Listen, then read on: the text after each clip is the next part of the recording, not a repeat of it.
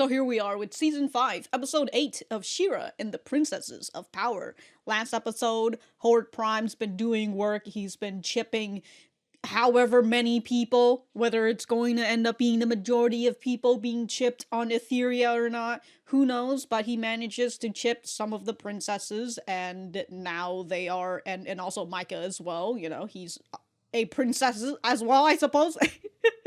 So, yeah, Horde Prime's got a lot of elite squad on his hands right now, and we would just have to figure out how Adora, Glimmer, Entrapta, and Catra, and also Wrong Hordak is going to be able to come back to Etheria when he has a blockade for them. Alright, folks, we are going to get started in 5, 4, 3, 2, 1.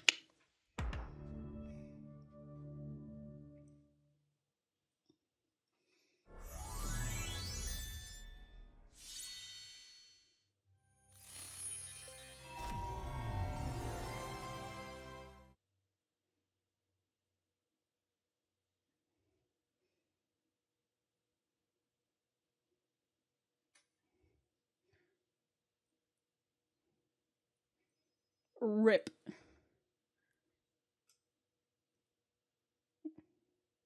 Have you guys going around the other way?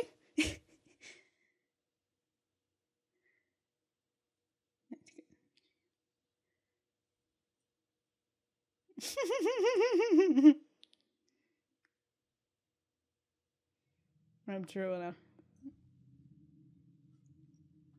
Maybe.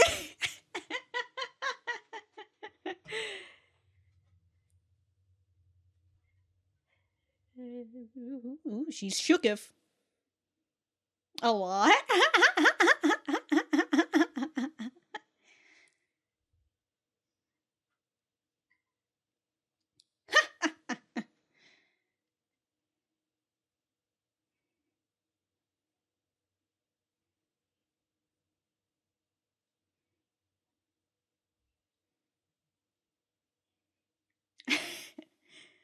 Horde Pride's weakness. Horde Pride does have a weakness.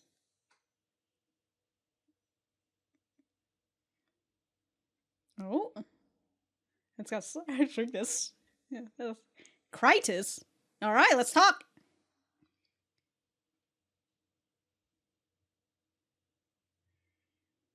A planet? Okay.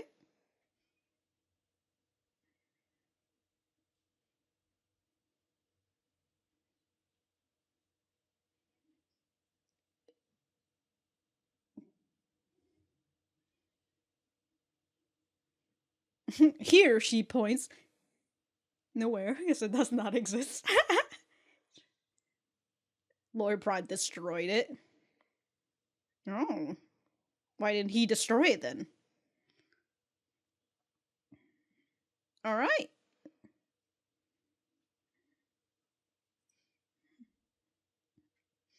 Thank you, Wrong Hordak. Appreciate it, Oh shit, this whole time! Forgot my other light.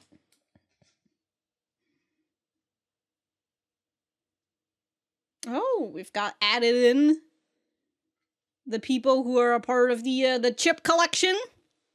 And then they're also missing from the opening. Very fun. How dare Horde Prime took them from that title screen to his. Ooh.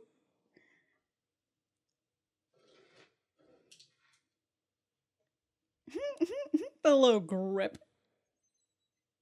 I love that they have a little helmet. Because of her ear, right? So she still feels that connection. Look at that frizzled. Yeah, look at that frizzled tail.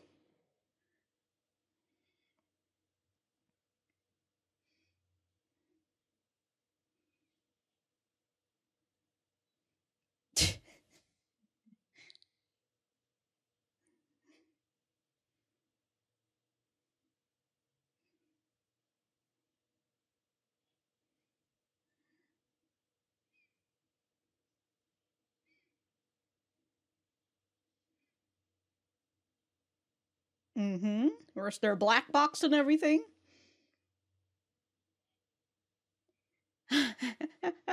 Wow, this connects it right.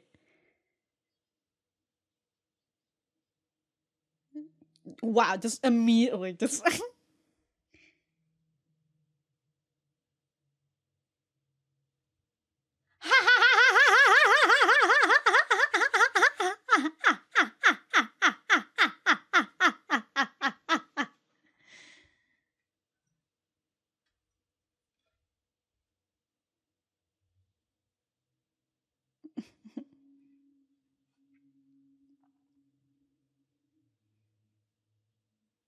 It's Spire. Wow.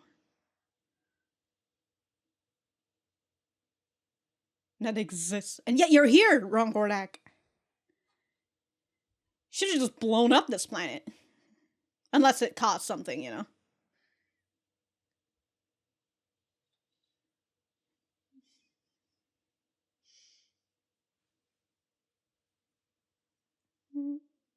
Yes.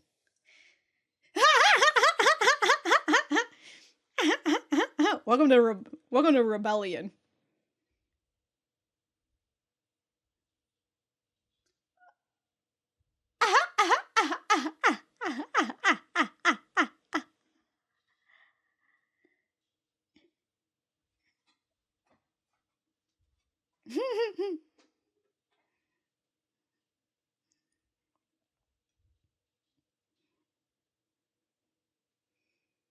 The wreckage. What, they didn't like stay here? The people who were chipped, I mean, you know.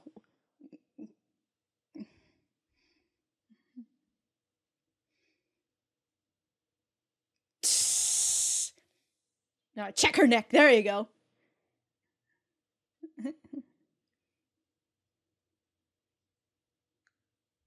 So cast the spell is here.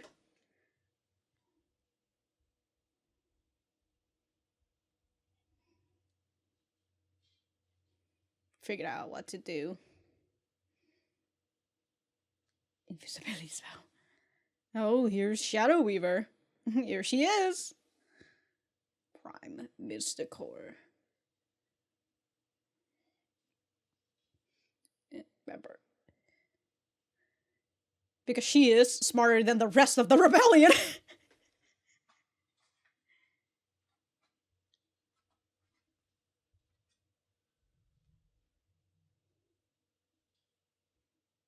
Mm-hmm.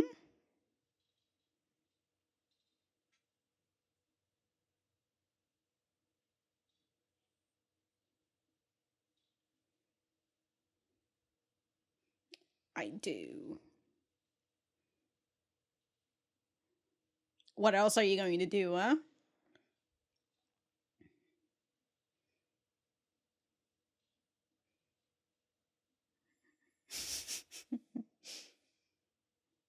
All right, into the shadows.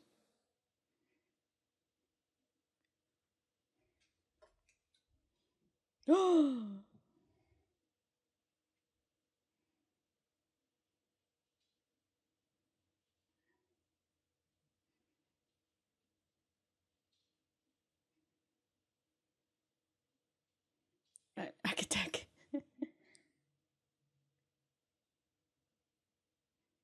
Have you tried just busting it down?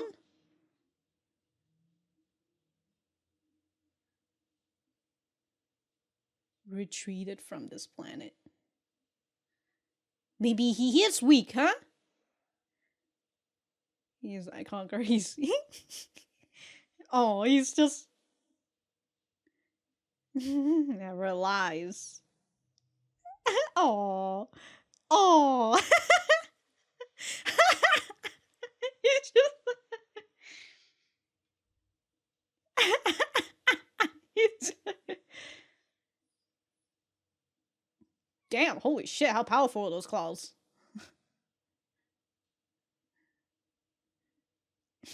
Adora is just so be like, ah, that's exactly what Adora wants. What are you talking about?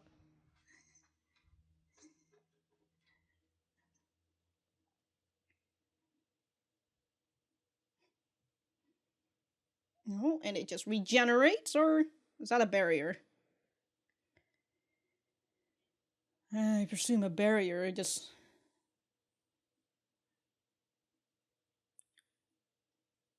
The fuck? Yeah.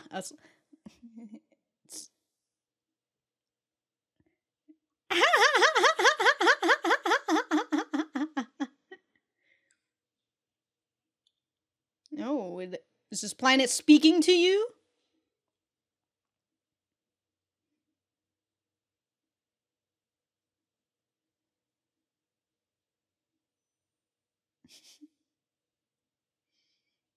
Forget the question.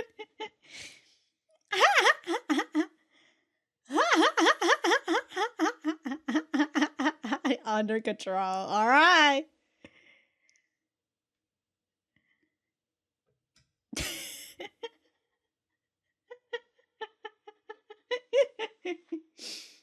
Man's just balling out here.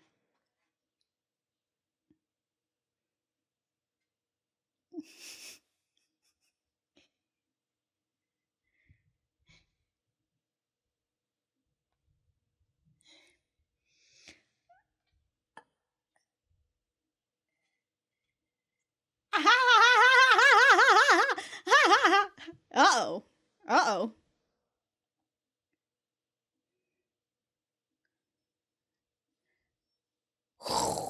Oh shit, maybe we're starting to see why.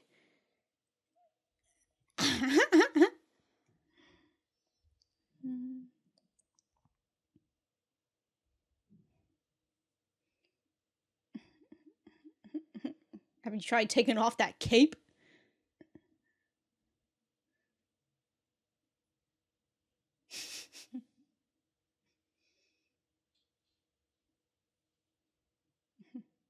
Oh no. What if?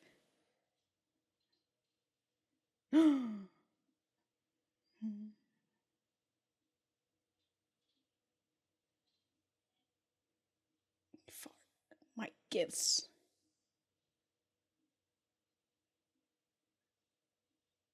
Damn. So we gotta.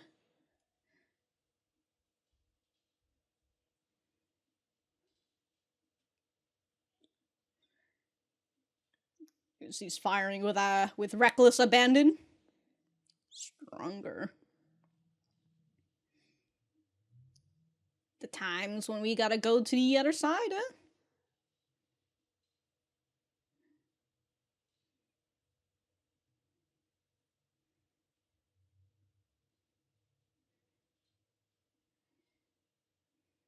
Oh, maybe we find a thing that's alive.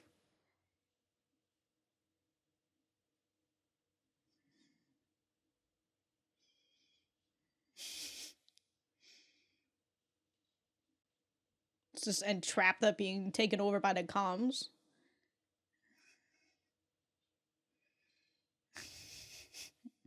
Yes.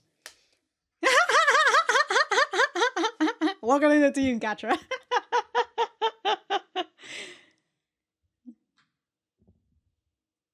It's called plot armor, alright, Katra? You'll get it once you join, once you're fully with the team.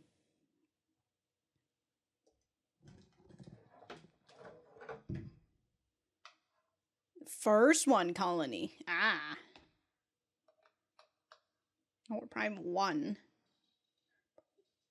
Something on the planet.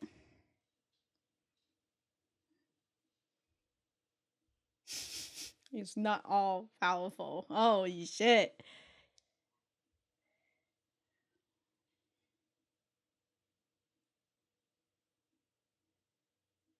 You told us.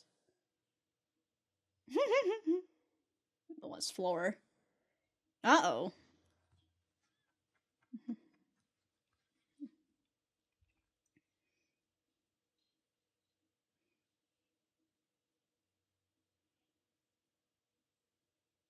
Who's your... They see a signal. She sees us. Hate to disagree.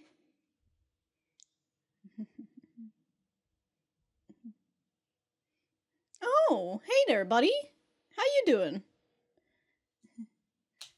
Just attack immediately. Oh, Damn.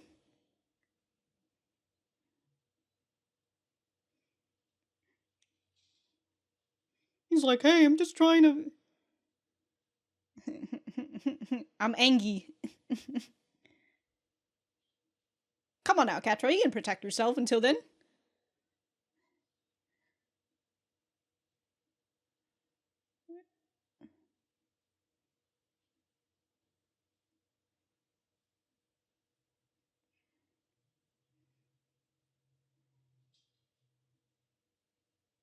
Ooh. So it's like that thing that it's magic. So this whole place is filled with magic. Magic. I was thinking those pollens kind of look like the thing that, like, you know, melts through your skin. So, like, this planet's magic is.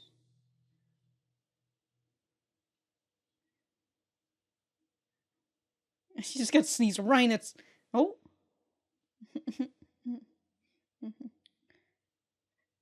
Hey, that's a cute sneeze you got there. Oh, it's imitating her. Oh, she teleported.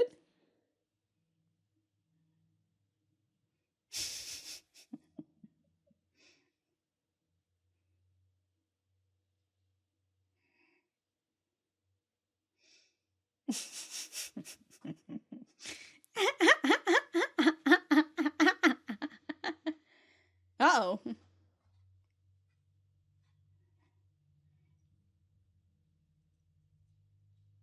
Thank you.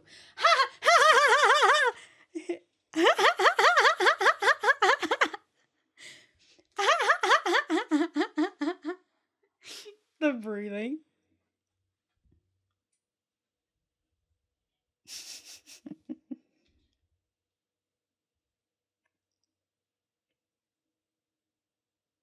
No.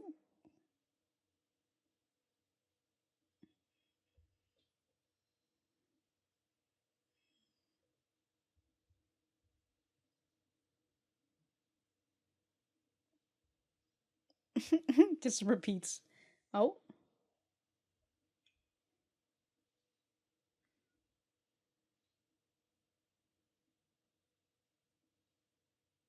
Oh.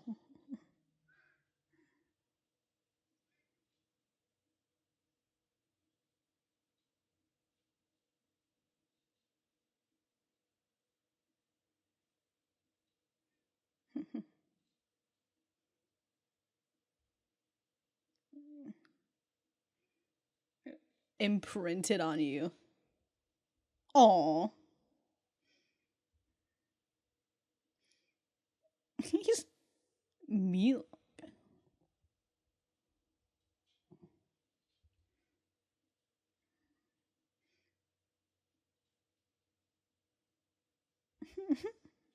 Just over here, just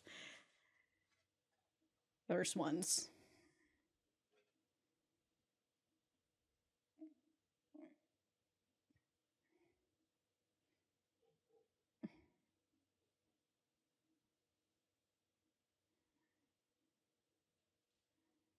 Ah.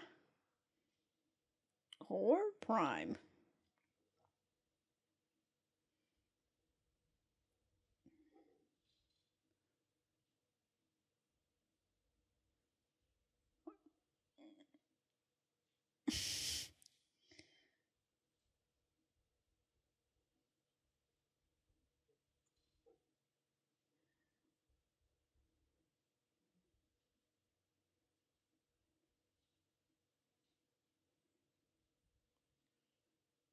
Universe that does.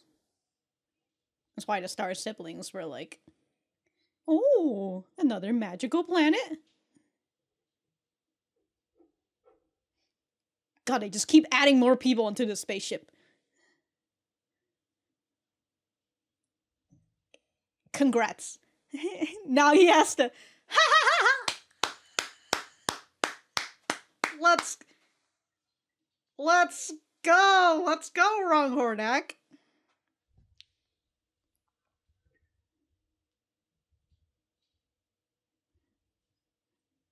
Alright. You need to take that cape off.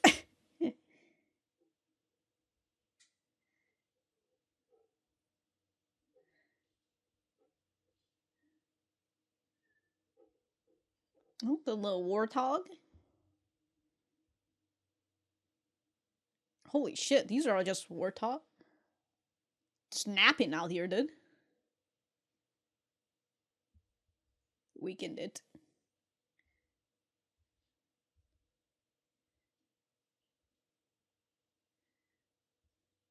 Damn, they're gonna call an entire pig army?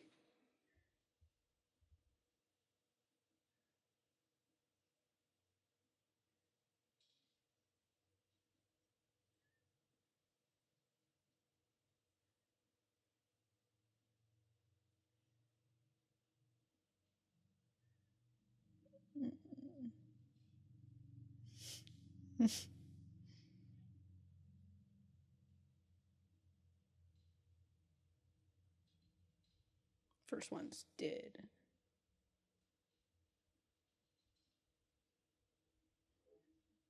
Alright. That's one way to get cast the spell to join. Horde Prime doesn't know there's so many pig army out there. Find out.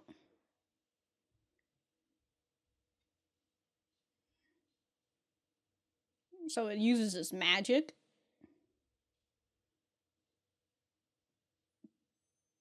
Oh, to make himself invisible, I presume? Yeah.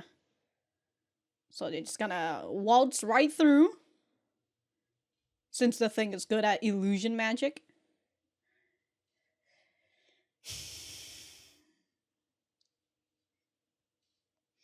Of course! Yeah! There you go, welcome to the team.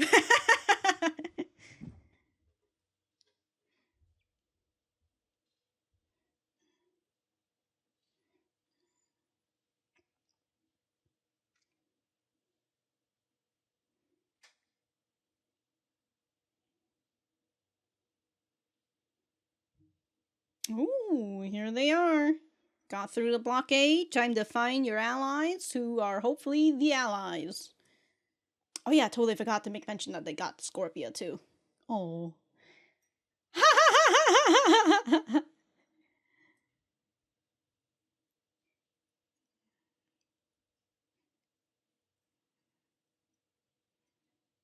Oh.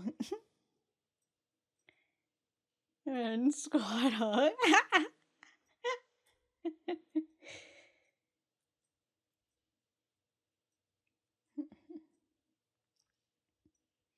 That was a funny scene to cut to. Of Adora walking and then like it just cuts to everybody. Yeah, you're home, but like, you know, a lot of things need to be done. But not really too much to say, you know. Really, the squad finds out that Horde Prime's weakness is magic, and it's just like, okay, cool, you know. You should have put that together at the very least. Should at least have that when the fucking Star Siblings were making mention about how, like, whoa, we haven't seen magic in, like, years. 1,000 years or whatever.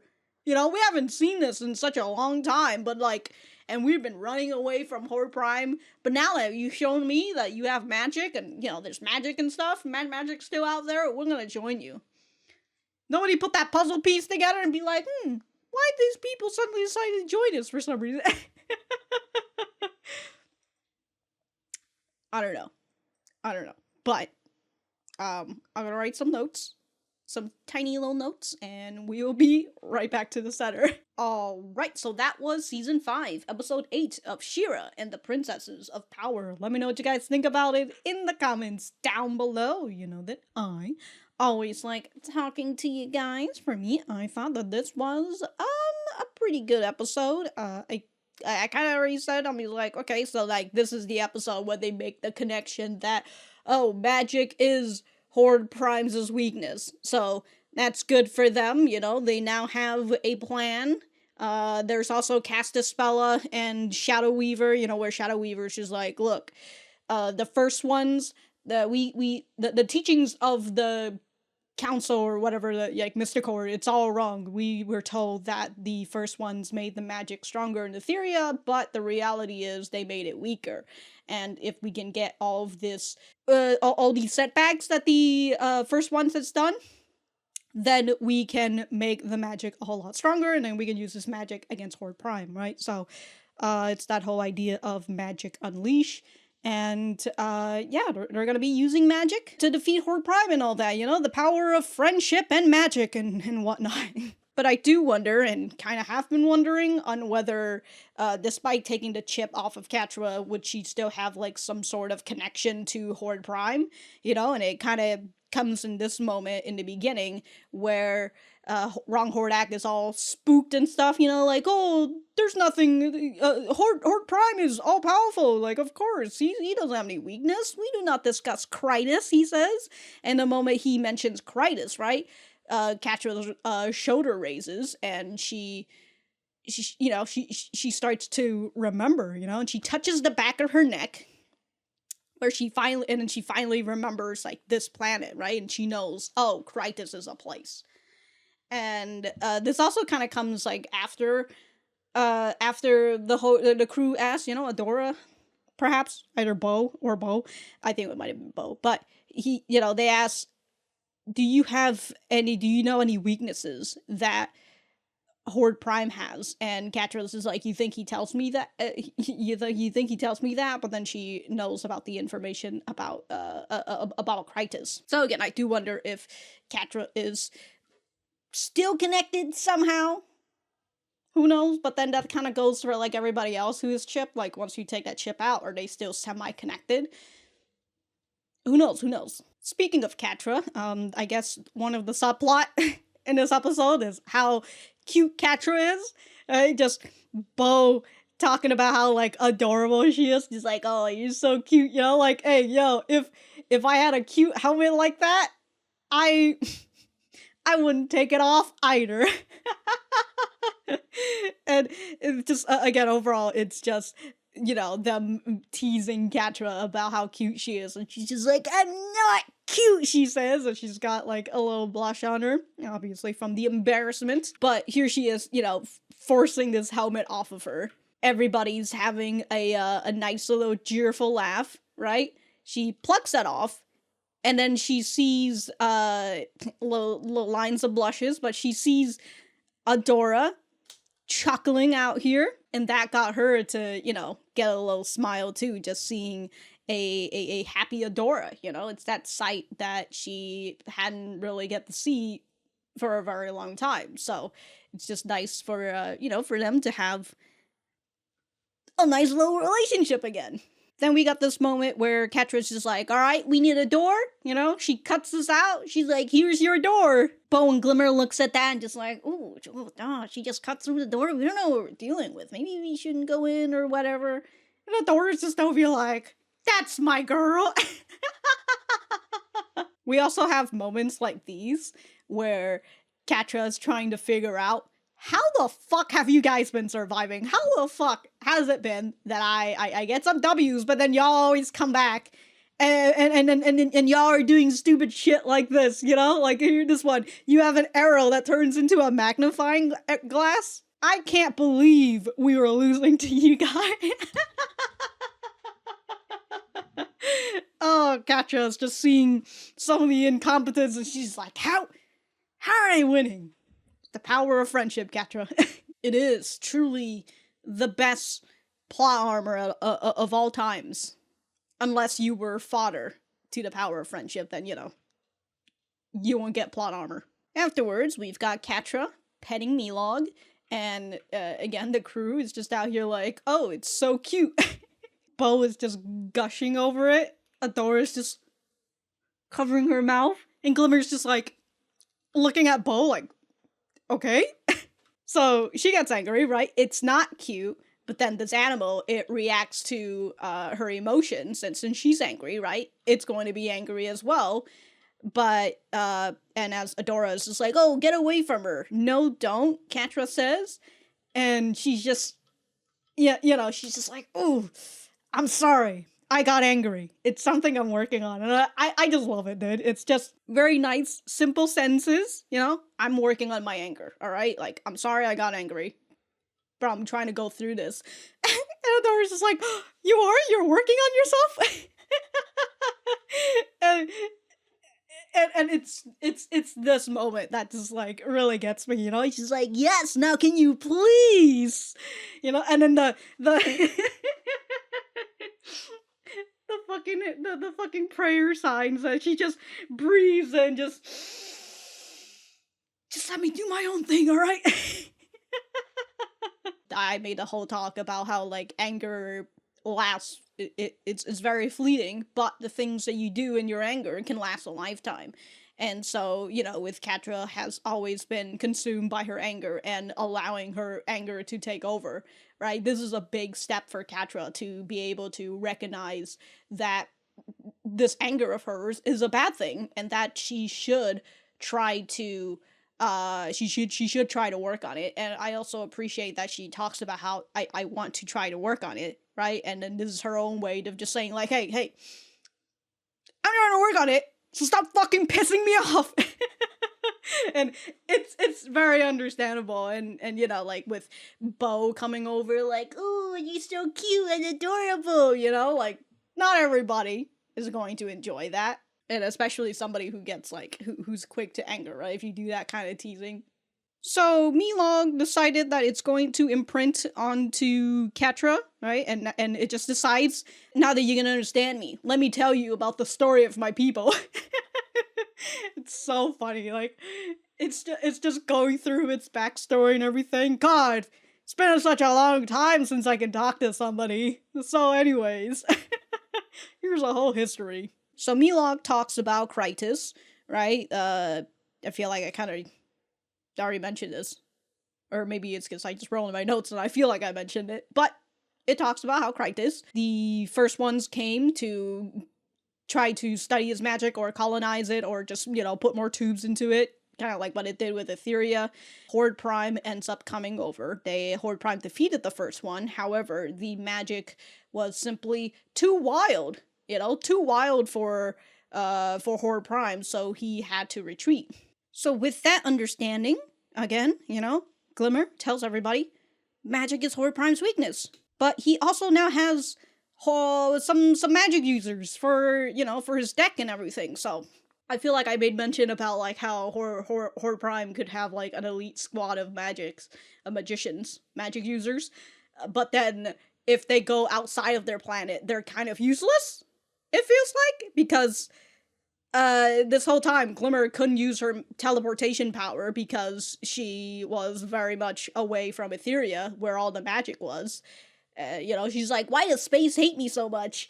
But then now they're on this planet Krytis, and she realized, oh, this is magic this whole time. This feeling that I've been having, it wasn't bad, it was good. So that's why she's able to use her teleportation magic. Well, but then Milog is able to use its magic, right? When it covered them, it turned them invisible, and they just crashed through the barrier and everything. Yeah, Milog could use his magic. What the hell's going on? I don't know. I don't know. Maybe Milog really is just that powerful. So Milog drove Horde Prime away, but it is now the last of its kind. So Adora is just over like, we've got magic on our planet, so come on over. Maybe you can find other people who are just like you. And, Milog's like, well, might as well fucking go. There's nothing else on here. So another person joins this freaking spaceship. I swear, when they first came here, they only had 3 people. When they first got into the spaceship, there was only 3 people. And now there was like, what, 5? And now there's 6 people on that spaceship. Sorry, I would say 7 people. They started with 4 people. And by the 4th person, I mean Darla. Although there is something funny about how, like, gay this show has been since, like, the season has started. I mean, it's, it's kind of been there, but, like, this season is just like, yeah, we're gonna drive the gay to the max. But, like, there's just something funny about, like, just these two. It's just like, yeah, we're gonna adopt a cat now. And speaking of gays, other than these scenes that we've been seeing between Gatra and Adora, okay? There was this part with Shadow Weaver and Castaspella. Okay, before I even get to that part, let me just talk about, this whole Castaspella and Shadow Weaver stuff, right?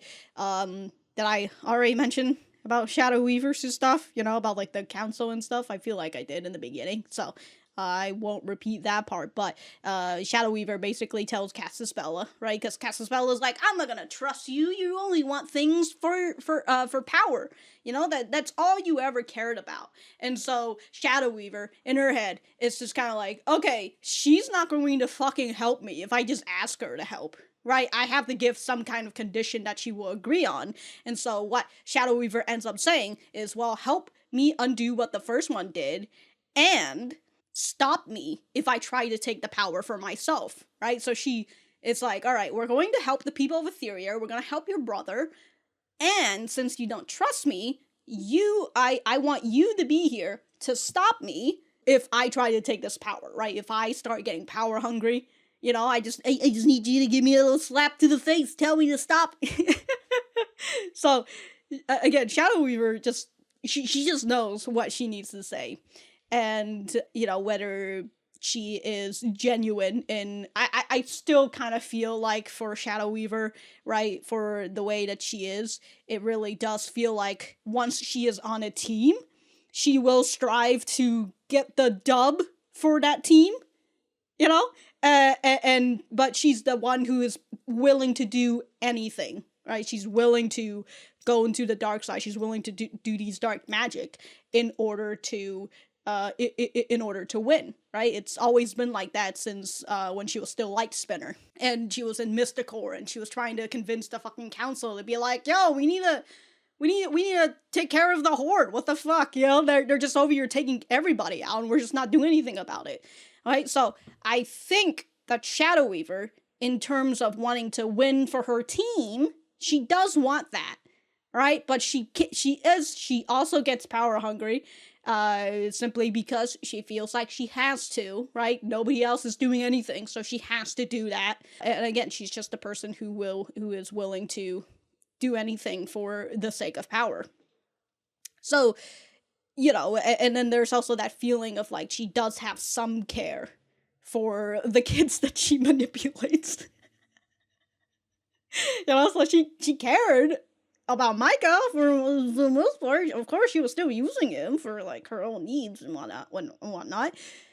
But, when she saw Micah was still alive, and now that she knows that Micah has been taken by Horde Prime, she's like, look, I owe Micah at the very least some stuff, enough for me to go and save him and whatnot.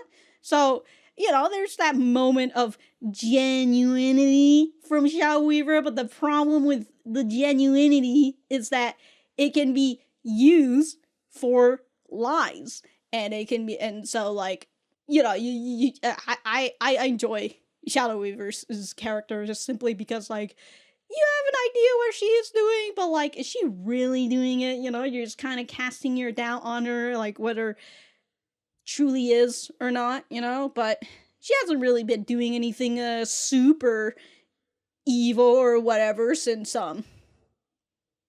okay, technically last season she was out there with Glimmer, but I don't know. We'll just have to see what she's getting up to this season, right? Now that she's, like, teaming up with Castaspella and all that. But what I was saying before about this whole gay shit, right? Alright, she brought Castaspella to this area full of, like, sleeping warthogs, I guess, because it's sleepy time. So, yeah, she also makes mention that Etheria isn't a weapon, like how the first one's trying to do it. It's a living creature, and its magic's been here this whole time, slumbering.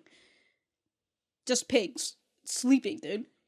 Just Horde Prime wait until the Horde pig comes out, yeah, Casaspella sees these light, right? And Shadow Weaver comes up behind her, to which I'm just like, all right, Shadow Weaver, you do you, you know? You're behind her, cool. And then this part comes up, and I'm just like, is Shadow Weaver about to touch her hand? What is she doing? You know, and she's just hovering over it before taking the light. And I'm like, okay, Shadow Weaver, you know, all right. You know, it's, I'm like, these scenes are oddly positioned. So I'm like, okay, whatever, you know, she's just out here touching the light and all that. But also, like, again, this position right here. What the fuck is this? Is just a position of Shadow Weaver just whispering into Casaspella's ears and just like, hey, if we unleash all this, you know, we set Etheria's magic free, we can use it against them, you know? Again, it really just looks like she's whispering in her ears. And so I'm like, okay, you know, what a position. All right, so Casaspella walks off. I'm like, okay. And then she has a blush on her. And I'm like, I swear, the times when they use these blushes, especially when it comes to, like, a interaction between two girls or two women, it's for some gay shit. So, like, now I'm just over here like, what the fuck is going on? What's with all this gay shit on my season 5, huh? Now they're like, yeah, old woman Yuri, I guess. Alright, hold on. I have to look through my very little notes that I have for this episode. Well, other than this one thing, which is Wrong Hordak going through an existential crisis, right? And he's starting to realize, oh no, this thing that Horde Prime's been telling my brothers this whole time, that he is almighty, all-powerful, holy crap, he's been lying to us, right? This Crisis planet, he came in there, and then he ran away. He retreated. Horde Prime would never do that, but Entrapta says that data doesn't lie. So he's going through this whole entire episode, and then he finally comes out of his shell, and he realizes Horde Prime has lied to us. And now he's like, I gotta preach this to my other brothers.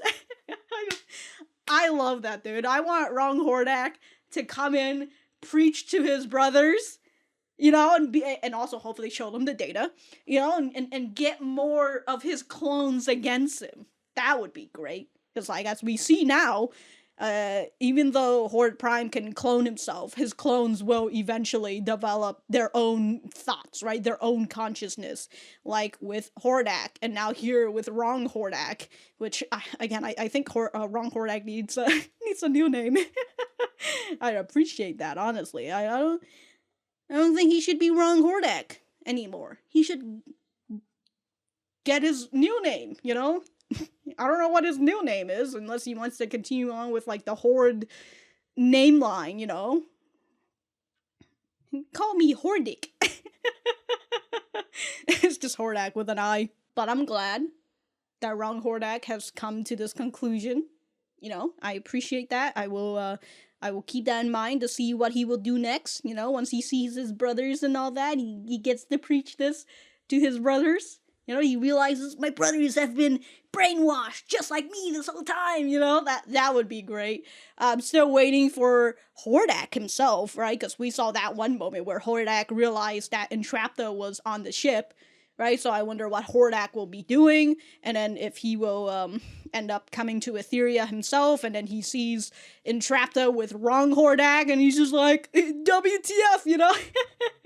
Don't worry, Hordak. Wrong Hordak is just here to chill. But yeah, that's pretty much all I have to talk about for this episode. Lots of gays, some revelations from the crew and from Wrong Hordak, and a new character has been introduced, Milog. And, you know, insert somebody in the comment who will talk about how Milog used to be in the old shows and whatnot, so there's that as well. But if I have anything else to say, I will write it in the description down below, and, that's it. Bye!